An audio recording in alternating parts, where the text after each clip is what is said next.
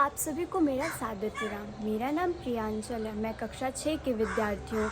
मैं ऑयंस गुरुकुल में पढ़ती तथा रहती हूँ। क्या आप सब जानते हैं आज के दिन अर्थात 15 अगस्त को हम स्वतंत्रता दिवस क्यों मनाते हैं? जी हाँ, आज के दिन हमारा भारत आज़ाद हुआ था।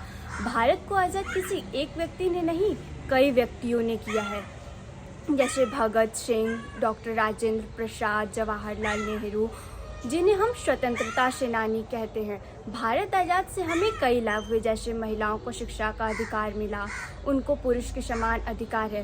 परंतु ये सारे अधिकार पहले नहीं थे।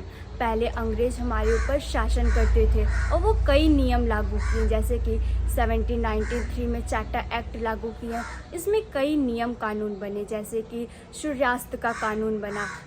इस कानून में था कि सूर्य के अस्त से पहले या तय किए गए समय से पहले अगर जमींदार कंपनी को कर नहीं देगा तो उससे ज़मीन हड़प ली जाती थी और किसी और व्यक्ति को दे दी जाती थी। और इसी में यह भी था कि कंपनी के कार्यों के लिए 20 वर्ष के लिए निश्चित कर दिए जाते थे। फिर 1813 में चार्टर एक्ट लागू हुआ। इसमें था कि भारत की शिक्षा हेतु प्रति वर्ष 1 लाख रुपए व्यय दिए जाएंगे।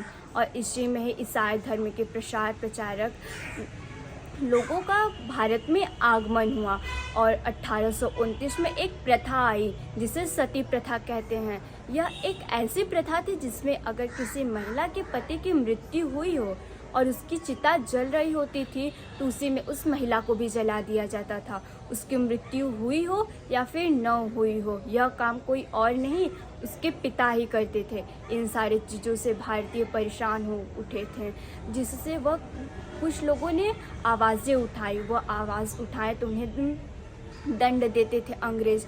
परंतु कुछ लोगों ने आंदोलन चलाए, जैसे कि 1916 में होम रूल आंदोलन एनी बेसेंट और तिलक द्वारा चलाया गया था। 1920 में नॉन कोऑपरेशन मूवमेंट चला, 1930 में सिविल डिसोबीडियंस मूवमेंट चला और 1942 में क्विट इंडिया मूवमेंट चला।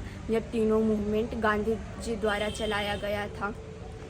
ऐसे ही कई और विद्रोह हुए, कई और आंदोलन चले, अतः हमारा भारत 15 अगस्त सन 1947 को आज़ाद हो गया। After the Second World War, the British accepted the fact that they could no longer rule India. On the 15th August 1947, India finally got its freedom. Pandit Jawaharlal Nehru was the first Prime Minister, and Pandit Jawaharlal Nehru is the first Prime Minister, and Dr. Rajendra Prasad was the first President of India.